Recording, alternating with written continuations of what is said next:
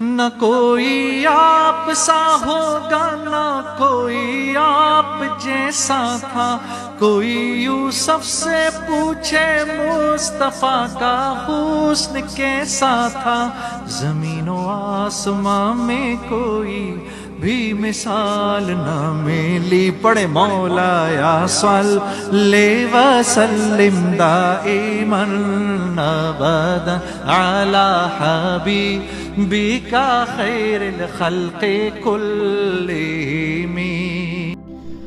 معروف نعت خواں جنید جمشید جو ایک وقت میں پاکستان کے اندر پاپ موسیقی کا ناقابل تسخیر حوالہ بن چکے تھے، موسیقی چھوڑنے کے بعد ایک ایسا بیان داغ بیٹھے تھے کہ پورے پاکستان کے اندر ایک انتشار پھیل گیا، لوگ آپ کی جان لینے کے لیے تیار ہو گئے، آپ کو چھپنا پڑا لوگوں سے۔ اس ساری صورتحال کے پیچھے کیا کہانی اور پھر جنید جمشید نے اس کا سامنا کیسے کیا، یہ تمام باتیں جاننے کے لیے آپ ہماری اس ویڈیو کو اینڈ تک دیکھیں۔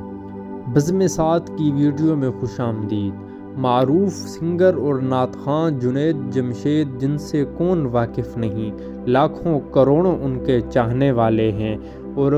جب وہ موسیقی میں تھے تو اسی وقت بھی ان کے آس پاس چاہنے والوں کا ایک جھمگھٹا سا لگا ہوتا تھا، لیکن جب انہوں نے موسیقی چھوڑ کر نعت خوانی کا شعبہ اپنایا تو ان سے محبتیں اور لوگوں کی زیادہ ہو گئیں، لوگ آپ کی بڑی عزت و تکریم کرنے لگے، اس پر مزید کہ آپ ماشاءاللہ سے بولنے کا فن بھی بخوبی جانتے تھے، تبلیغ میں وقت لگانے کے بعد یہ ڈھنگ بھی آپ کو آ گیا تھا، تو لوگ آپ کی گفتگو بھی بڑی سنجیدگی سے اور محبت سے سنتے اور اس پر فی الفور عمل کرنے کی کوشش کرتے۔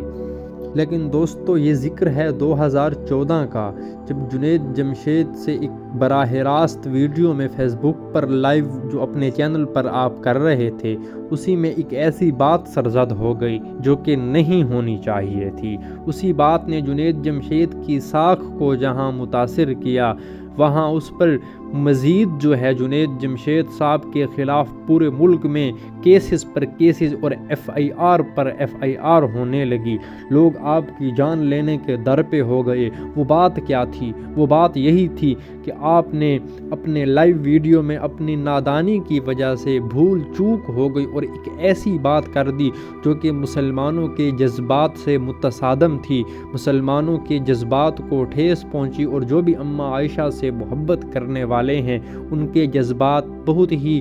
مجروح ہوئے۔ مختلف سٹاروں نے اور مذہبی شخصیات نے بھی آپ پر کڑی تنقید کی، اور یہاں تک کہ ڈاکٹر عامر لیاقت حسین جو اس وقت حیات تھے، انہوں نے آپ کو اپنے ویڈیو پیغام میں ماں کی گالیاں تک دے دیں۔ اسی بات نے بھی آپ کا دل بہت دکھایا۔ ساری صورتحال پیش ہونے کے بعد جنید جمشید کی زندگی بڑی مشکل ہو گئی، آپ گھر سے باہر نماز کے لیے بھی نہیں نکل سکتے تھے، تو اسی وجہ سے آپ نے تھوڑے عرصے کے لیے بیرون ملک جانا مناسب سمجھا۔ لیکن ناظرین، جیسے ہی آپ ایئرپورٹ پر گئے، وہ ویڈیوز موجود ہیں کہ آپ کے ساتھ ایسی کچھ بدتمیزیاں ہوئیں کہ آپ کو وسطی عمر یاد رہیں، لیکن اسی کے بعد اسی ویڈیو کے فوراً بعد آپ نے دوبارہ سے ایک ویڈیو پیغام کے ذریعے مسلمانوں کے جذبات مجروح ہونے کے لیے اپنے کیے کی معافی مانگ لی تھی۔ آپ نے ہاتھ جوڑ کر روتے ہوئے کہا تھا کہ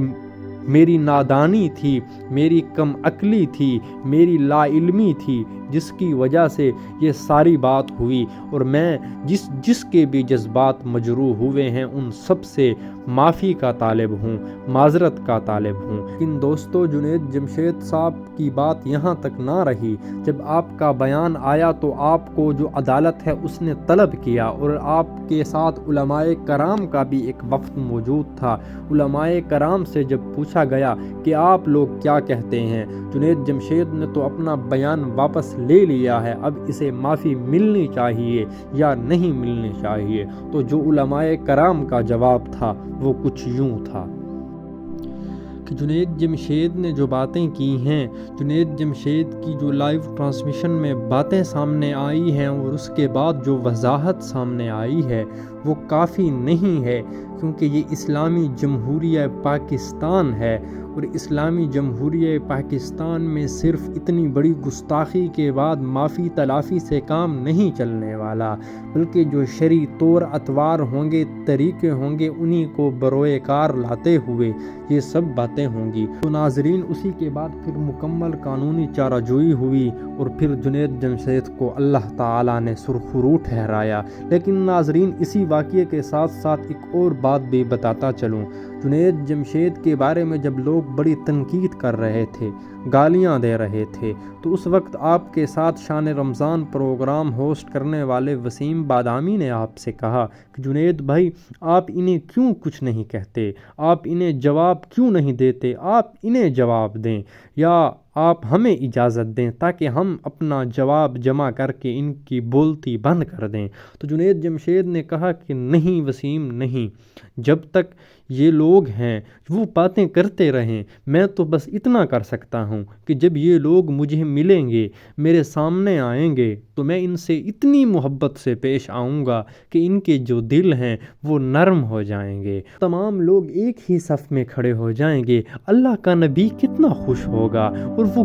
اس بات پر کتنا فخر کرے گا کہ میرے امتی میرے مذہب کے پیغام یعنی امن کا پرچار کرتے ہوئے جا رہے ہیں۔ تو یہ تھا وہ جنید جمشید جو اتنے مشکل وقت میں اتنے صبر آزما تکالیف کا سامنا کرتے ہوئے یہی کچھ کیا کرتا تھا۔ تو دوستو، اب بال آپ کے کورٹ میں ہے، آپ یہ بتائیں کہ جنید جمشید صاحب سے آپ کتنی محبت کرتے تھے، اور اگر آپ جنید جمشید سے محبت کرتے ہیں تو ہمارا چینل کو سبسکرائب کیجئے، لائک کیجئے اور شیئر بھی کیجئے۔